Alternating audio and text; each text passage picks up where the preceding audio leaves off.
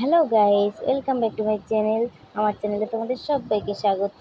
আমি রূপালী চলে এসেছি তোমাদের সকলের সামনে আবার একটা নতুন রেসিপি নিয়ে।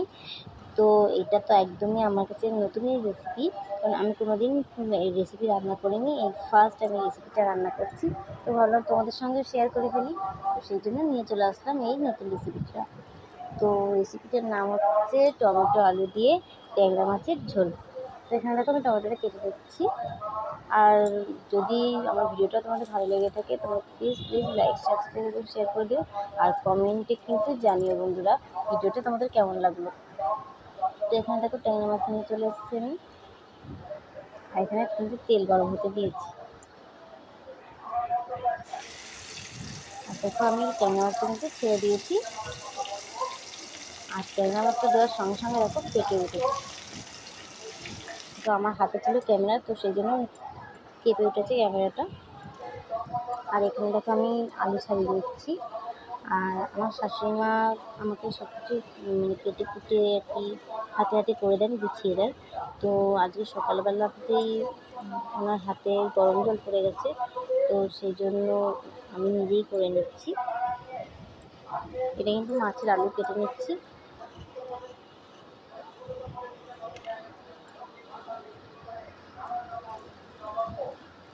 আর দেখো এখানে আমি মাছগুলো তুলে নিচ্ছি। মাছগুলো কিন্তু ভাজা হয়ে গেছে।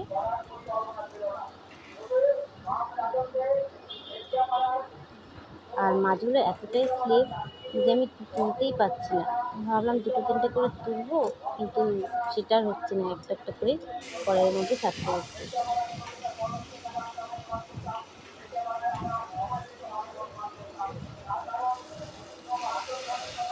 আর এদিকে আর কি পাড়াতে তোমার মিটিং চলছে, তো সেই জন্য এই আওয়াজটা আসছে।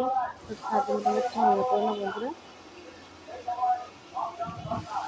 আমি কালকে ভিডিও ছাড়িনি এই একটাই কারণে, কারণ মিটিং চলছিল, তো সেই জন্য আওয়াজটা আসবে বলে আমি কালকে ভিডিও ছাড়িনি। তো আজকেও সেই একই সেম কেস, তো সেই জন্য ভাবলাম করবো, ভিডিওটা আমি আজকে ছাড়লাম। তো দেখো এখানে আমি লম্বা লম্বা করে আলুটা কেটে নিচ্ছি।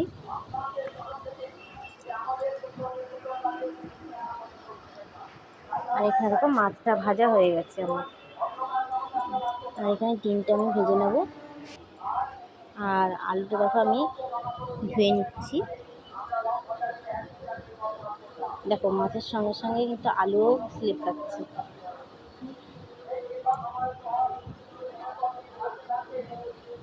তো আলুগুলো আমি ভালো করে ধুয়ে নিয়েছি।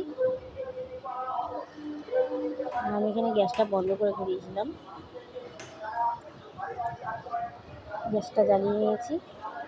আর কড়াইটা গরম হওয়ার পর আমি তেল দিয়ে দিচ্ছি।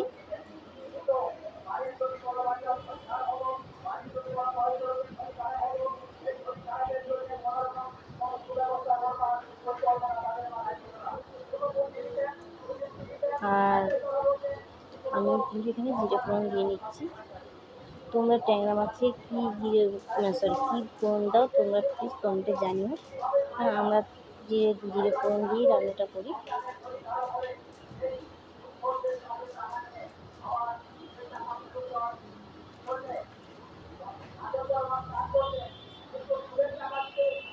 দেখো আমি কিন্তু হলুদ দিয়ে দিয়েছি আগেই।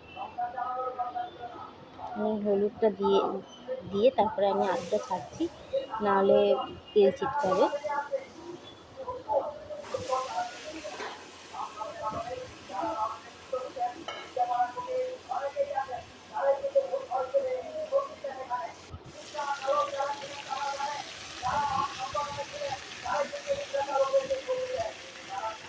তো সামান্য নুন দিয়ে দেবো, পরিমাণ মতো নুন দিয়ে দেবো, দিয়ে আলুটা নেড়ে নেবো। একটুখানি নেড়ে নিলাম, একটু হালকা ভাজা ভাজা হওয়ার পরে ক্যাপসিকামগুলো আমি দিয়ে দিয়েছি। কিছুক্ষণ ক্যাপসিকামটা হয়ে গেলে তারপর আমি টমেটোগুলো দিয়ে দেবো। আর এদিকে আমি আদাটা মিক্সিতে বেটে নিচ্ছি। আমি আগের দিনই বেটে রাখি, তো আমি আগের দিন করে রাখতে পারিনি, সেই জন্য আমি এখন করে নিচ্ছি।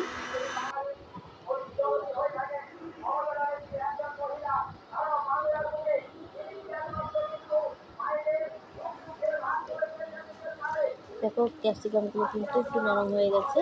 তারপর আমি টমেটোটা দিয়ে দিয়েছি।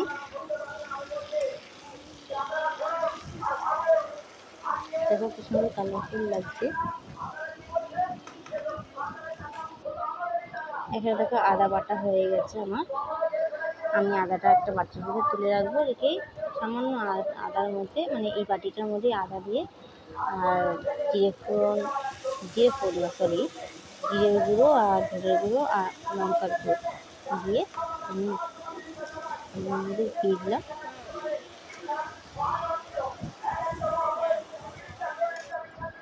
দেখো আমার রান্না কিন্তু রেডি।